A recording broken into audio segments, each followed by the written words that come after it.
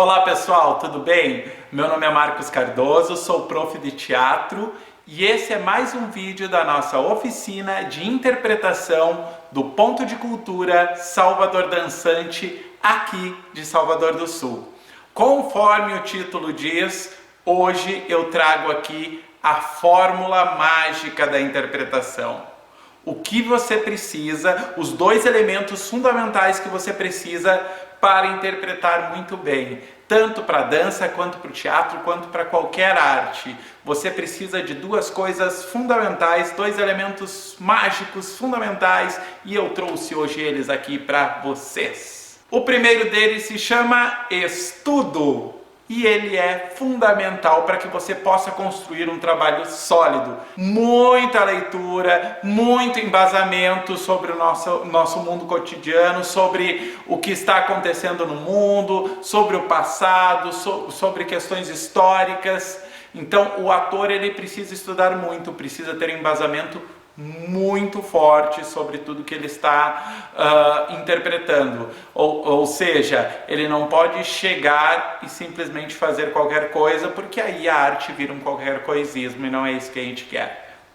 Segundo ponto muito importante é praticar muito, além de estudar muito, colocar esses estudos na prática, estar sempre atuando, sempre fazendo jogos, brincadeiras, oficinas, estar agindo.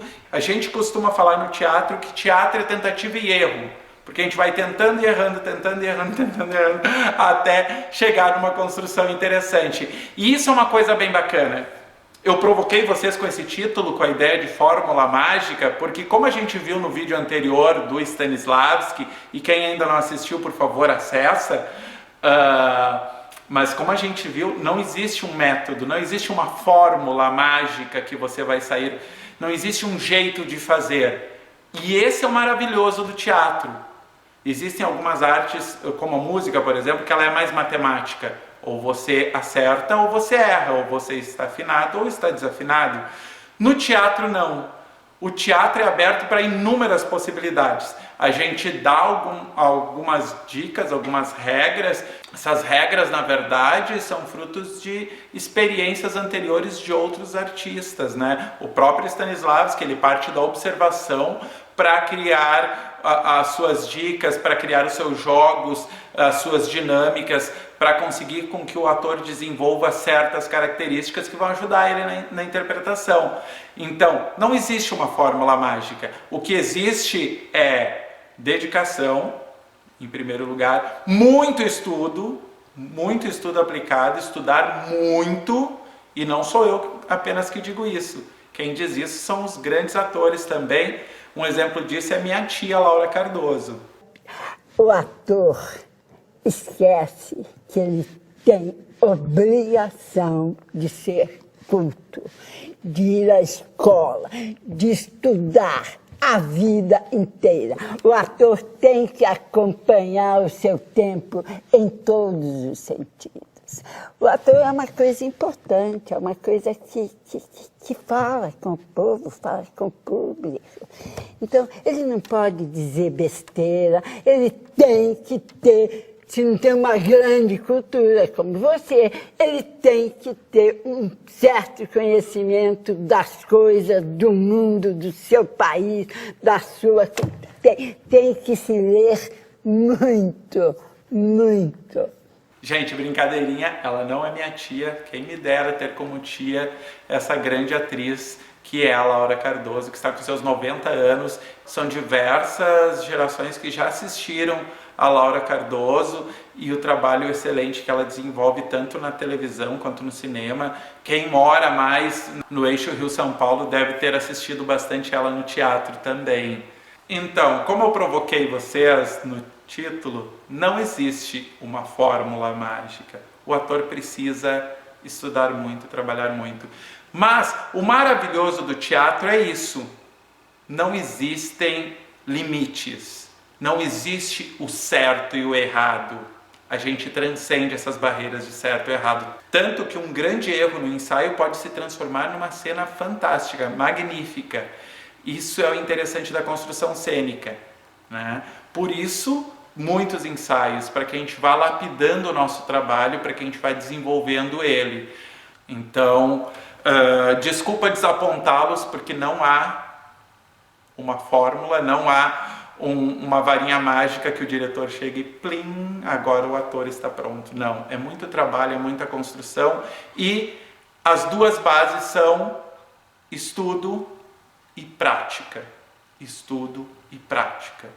E alternância entre estudar e praticar. Um jogo bem bacana de teatro que eu quero compartilhar com vocês, sempre lembrando que, como nós falamos no tema desse vídeo, não existe um método, não existe uma fórmula, tudo é experiência. Através dessa soma de experiência, nós vamos construindo o repertório.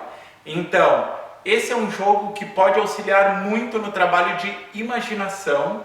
É um jogo bem bacana e que você pode fazer em casa, com teu pai, com a tua mãe, nesse momento de quarentena, assim como você pode levar para fazer com os teus amigos na escola e assim desenvolver bastante a imaginação. É um jogo para crianças, para adultos, para adolescentes, para quem quiser praticar, tá? Funciona da seguinte forma: a gente parte de um momento neutro, em que o ator, e desse momento de neutralidade do ator. O que significa a neutralidade do ator?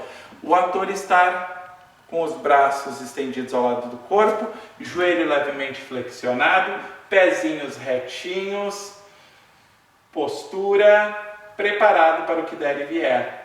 E a partir daí, esse ator vai virar e vai passar por aqui, encontrar essa caixa, e dentro dessa caixa ele vai encontrar algo.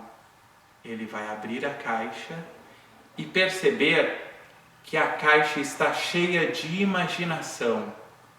Então, ele vai olhar e vai pegar um objeto. Pegar um objeto.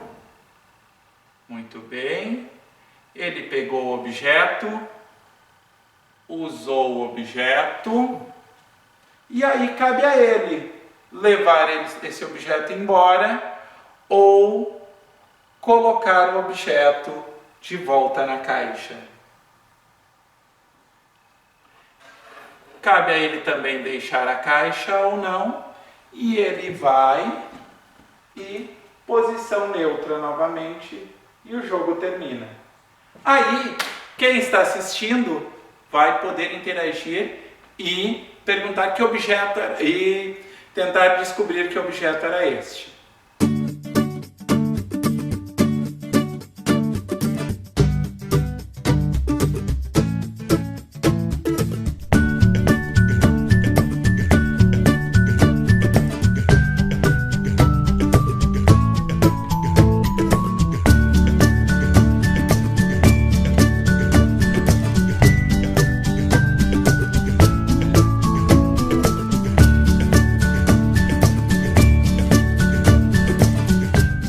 Outro jogo muito bacana que podemos desenvolver e que trabalha com a nossa imaginação é a ressignificação dos objetos. É uma brincadeira na qual a gente transforma um objeto em outras possibilidades. Nesse caso, o bastão. Nós podemos transformar ele em outras possibilidades que nós quisermos. E essa é a brincadeira. Eu faço algo, passo para um colega e ele faz outra coisa, e aí nós vamos descobrindo novas possibilidades e brincando com a imaginação, desde as formas mais casuais até ir tornando mais complexas e mais divertidas. Sempre colocamos uma musiquinha de fundo e a partir daí vamos criando o nosso jogo, vamos nos divertindo.